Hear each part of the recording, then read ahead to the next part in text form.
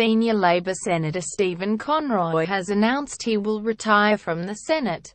About 8:53 Thursday night, Senator Conroy tabled a speech, saying he didn't want to take up debate time by reading it out. It was only when Hansard was made available about 10 this morning that the tabled speech was available. It was about Stephen Conroy giving his notice.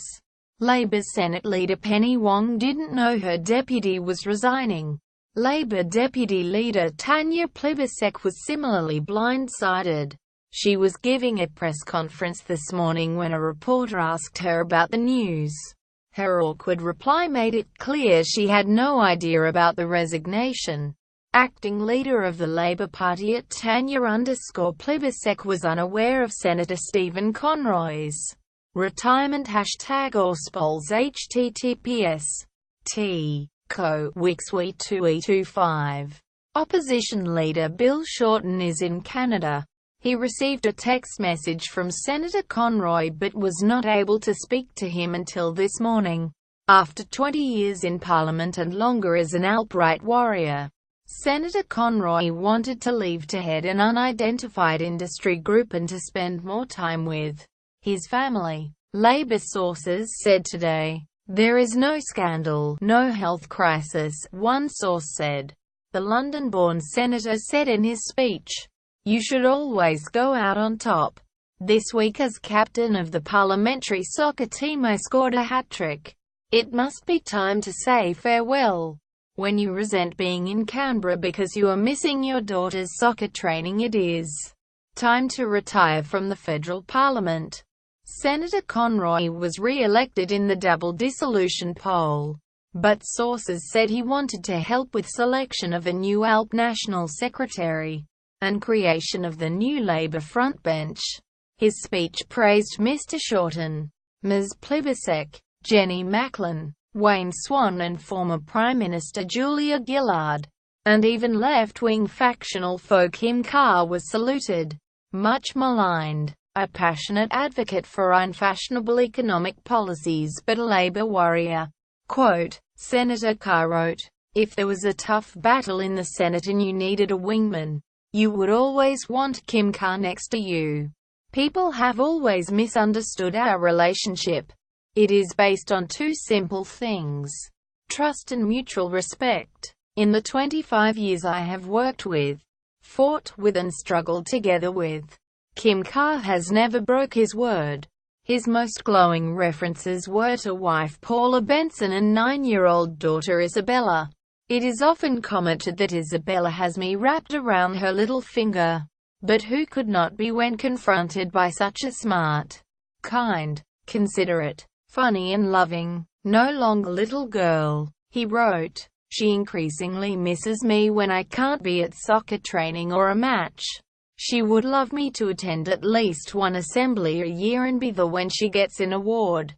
I often reflect on when I was a kid, how my father, who worked shifts at shipping container business, ICL, would never miss a single soccer match from the under-11s to the under-21s. Week in, week out. You never appreciated at the time but you realize much later how special it was. I always vowed that I would be there for Isabella like my dad was for me." At Father's Day at her school recently, Bella had to write about her dad. She wrote that she loved it when her dad taught her new soccer tricks. "When you resent being in Canberra because you are missing your daughter's soccer training, it is time to retire from the federal parliament." The moment Stephen Conroy resigned, "I seek leave to table the rest of my contribution so we can move on." #Auspolpic, Twitter.com, pquimver6. In a statement, Mr. Shorten thanked Senator Conroy, "one of my oldest friends," and said he had relished every challenge put to him as a cabinet and shadow cabinet minister, as leader and deputy leader in the Senate. In particular, his vision for a first-rate, fibre national broadband network for Australia speaks for his deeply held passion for using technology to grow our economy and serve the interests of working people. He said, As a firm believer in accountability and the public interest, Stephen has been a formidable presence on both sides of the estimates table. Public servants and parliamentarians alike quickly learned to respect Stephen's forensic skills and forthright style. And of course, no one has taken parliamentary soccer more seriously, or enjoyed scoring goals against the press gallery more. All our families make tremendous sacrifices so we can enjoy the privilege of serving in the Parliament. I have spoken to Stephen and he told me he has decided it is time to put his wife and daughter, who he loves so much, first. I admire and respect his decision. News.com. Our privacy policy includes important information about our collection, use and disclosure of your personal information, including to provide you with targeted content and advertising based on your online activities.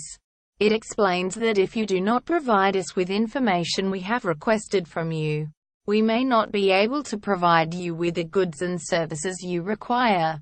It also explains how you can access or seek correction of your personal information, how you can complain about a breach of the Australian privacy principles and how we will deal with a complaint of that nature.